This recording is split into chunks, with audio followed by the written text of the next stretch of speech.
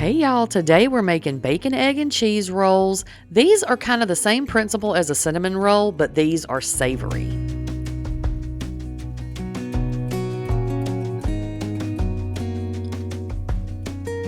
Okay, so you're going to start with some sort of dough. Now, I'm using one of these crescent dough sheets because I just kind of like the flakiness of the crescent dough. Clearly, I can't open the can, right?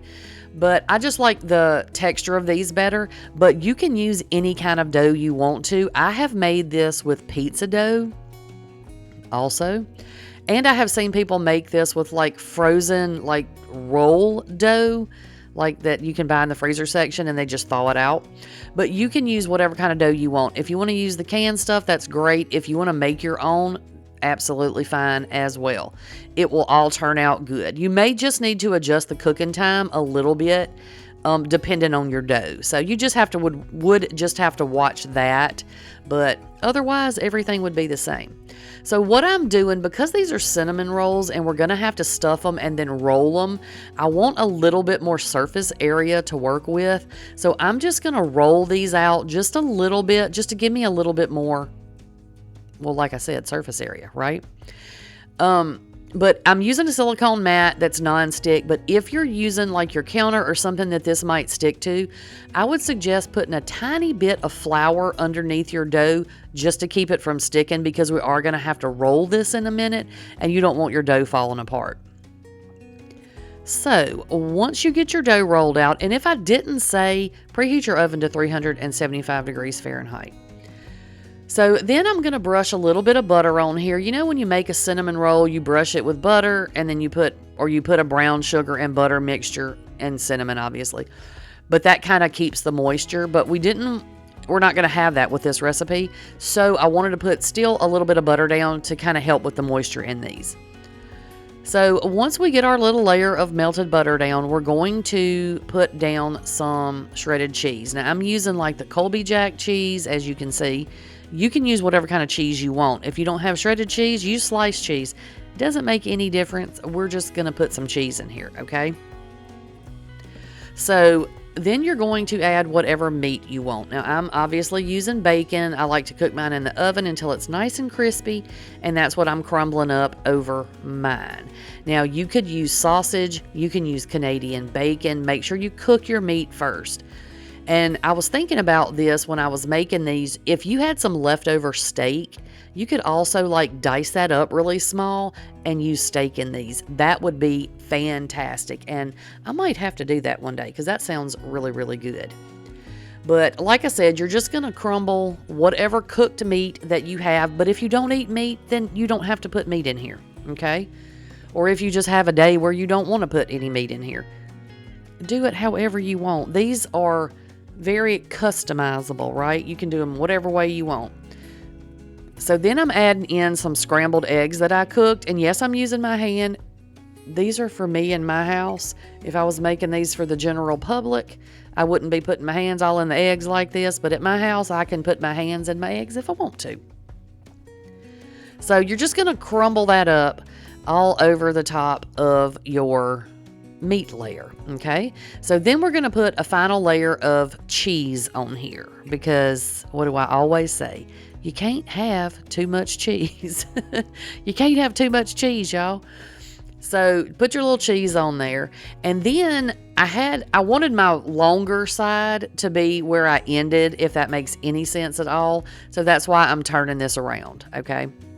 And then we are just going to roll these up just like if we were rolling up cinnamon rolls, okay? And the best part to me about this, if you're a person who likes biscuits and gravy, this is going to be right up your alley, because instead of icing, we're going to put gravy over the top of these. Now, I will link a video. I made biscuits and gravy many moons ago on this channel, and I step by step talked you through and showed you how to make like a milk gravy. So I will link that video for y'all in case you don't know how, or whatever the case is. So now, and these are, like I said, they're not like okay, so you know, cinnamon rolls are pretty, once you roll them, they're stuck. This is not that way, because there's nothing, you know, everything's kind of loose in there. I hope that makes sense. Like nothing is sticking together inside the roll. So you're going to have to just be kind of careful with these because they're going to be a bit loose, if that makes sense. You'll see in a second. But once you get them rolled up, I just was squeezing it to just see if I could get my dough to grab on to the ingredients that were in the middle. And y'all, you can add vegetables or whatever you want to these, whatever you want to put in there. So then I just cut these into pieces, just like if I was making cinnamon rolls. And I had, the little end piece. I'm trying to keep the rolls I'm putting in the pan roughly the same size so that they'll cook evenly.